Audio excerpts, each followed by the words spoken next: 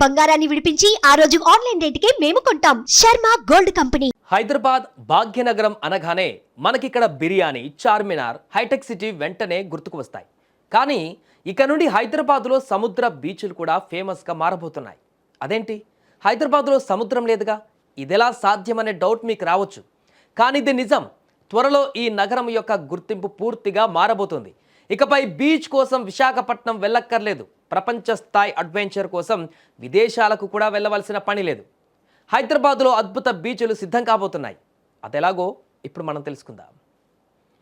తెలంగాణ ప్రభుత్వం మరియు ప్రైవేటు భాగస్వామ్యంతో హైదరాబాద్ను గ్లోబల్ టూరిజం హబ్గా మార్చేందుకు 1500 కోట్లకు పైగా పెట్టుబడులతో 3 అతిపెద్ద ప్రాజెక్టులు ఇప్పుడు రాబోతున్నాయి. అవేంటో తెలుసా?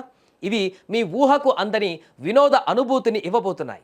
ఇందులో భాగంగా హైదరాబాద్లో కృత్రిమంగా బీచ్లను ఏర్పాటు చేయబోతున్నారు. ఇక ఆ ప్రాజెక్టు వివరాలు ఒకసారి చూద్దాం. నెంబర్ 1, కృత్రిమ బీచ్. సముద్రం లేని నగరంలో బీచ్ సాధ్యమా? కోత్వాల్గూడ ఎకో పార్కులో దాదాపు 35 ఎకరాల విస్తీర్ణంలో ఇది రూపుదిద్దుకోబోతోంది. 225 కోట్ల భారీ వ్యయంతో నిజమైన సముద్రపు అలల అనుభూతినిచ్చేలా అత్యాధునిక టెక్నాలజీతో ఈ సరస్సును నిర్మిస్తారు. ఫ్యామిలీతో సరదాగా గడపడానికి, సన్బాత్ చేయడానికి, డెస్టినేషన్ వెడ్డింగ్లకు మన హైదరాబాద్లోనే ఇకపై ఒక మినీ గోవా రెడీ కాబోతోంది. మరీ ముఖ్యంగా బోటింగ్, బీచ్ స్పోర్ట్స్ అన్నీ కూడా ఇక్కడ అందుబాటులో వస్తాయి. Number 2, tunnel aquarium. దీని గురించి వింటే మీరు షాక్ అవుతారు. దాదాపు 300 కోట్ల అంచనా వ్యయంతో నిర్మించబోయే ఈ అక్వేరియం భూమికి అడుగున నిర్మితమవుతోంది.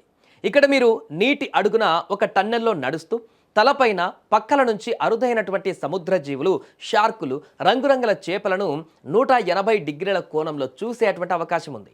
ఇది హైదరాబాద్ను అంతర్జాతీయ పర్యాటక మ్యాప్లో నిలబెట్టే ఒక అద్భుతమైనటువంటి ఆకర్షణ కానుంది. ఈ అనుభూతి కోసం మళ్ళీ సింగపూర్ వెళ్ళవలసిన అవసరం లేదు. ఇక నెంబర్ 3, ఫ్లయింగ్ థియేటర్. ఇదొక సాధారణ సినిమా అనుభవం కాదు. ఇది అత్యాధునిక 4D, 5D టెక్నాలజీ.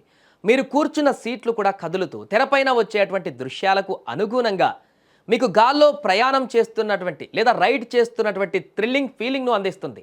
అంతేకాకుండా పర్యాటకుల కోసం వికారాబాద్లో ప్రత్యేకంగా క్యారవాన్ పార్క్ మరియు ఫ్యూచర్ సిటీలో అంతర్జాతీయ సాంస్కృతిక కేంద్రం కూడా రాబోతున్నాయి. ఇది కేవలం వినోదం మాత్రమే కాదు, వేలాది మందికి ఉపాధిని ఇచ్చే మన తెలంగాణ ఆర్థిక వ్యవస్థను బలోపేతం చేసే అతిపెద్ద అడుగు. కేవలం ఐటీ రంగంలోనే కాకుండా వినోద రంగంలోనూ హైదరాబాద్ తన సత్తా చాటబోతోంది. ఈ ప్రాజెక్టులు పూర్తయితే మన భాగ్యనగరం దేశంలోనే అత్యంత ఆకర్షణీయమైన పర్యాటక కేంద్రంగా మారుతుంది. ఈ ప్రాజెక్టుల గురించి మీ అభిప్రాయం ఏంటి? కింద కామెంట్ చేసి మాతో పంచుకోండి. ఈ సమాచారం నచ్చితే లైక్ చేసి మరిన్ని వీడియోల కోసం మా ఛానల్ని సబ్స్క్రైబ్ చేయండి.